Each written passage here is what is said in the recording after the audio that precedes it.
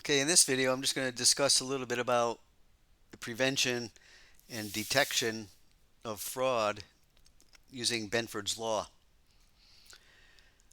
So if you were an internal control manager and you wanted to monitor your data, or if you were suspectful of something uh, was going on that was not healthy for your corporation, you could run your financial data through Benford's analysis.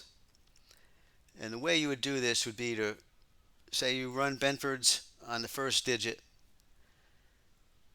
This is your distribution.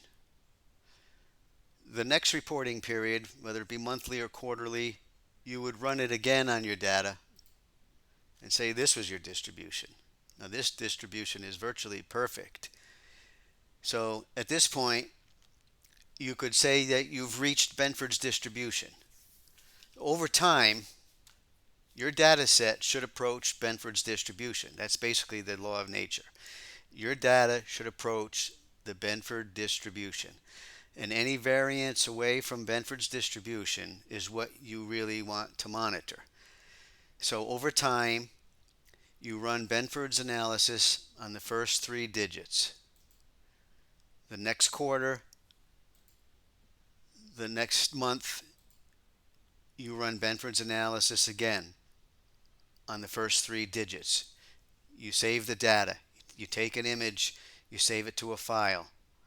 Over time, your data is going to approach Benford's distribution.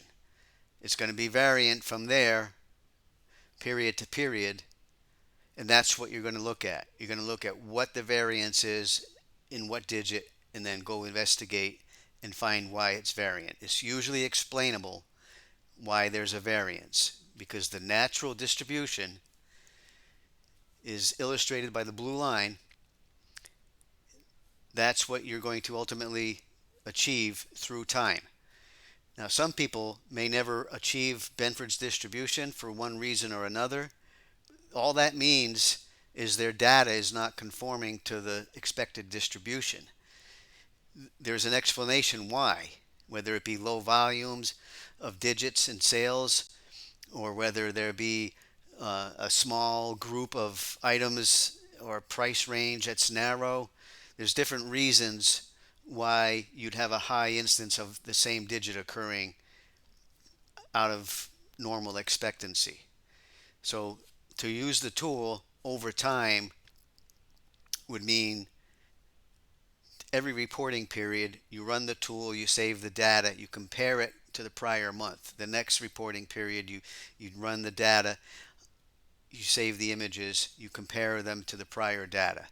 Over time you're going to approach Benford's distribution, and then any variance from there you would investigate why you varied from the expected.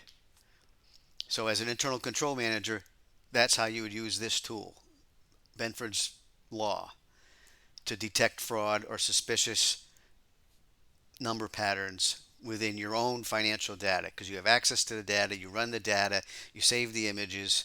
Over time, you have a collection of images, you compare them, you see a variance that spikes.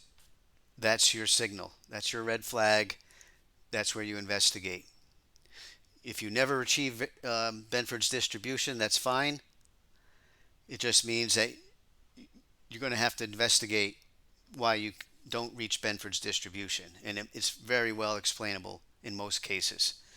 Remember, Benford's is the natural distribution. It's going to occur in nature. As long as the data set is there across numerous magnitudes and orders, your data is going to approach Benford's in a natural number set. So basically, that's how you use Benford's law to diagnose early signs of suspicious activity and suspicious fraudulent number manipulation. So in other videos, if you feel free to check out my channel on YouTube, there's other videos on applying this to COVID-19 There's going to be other videos applying Benford's law to uh, real time situations.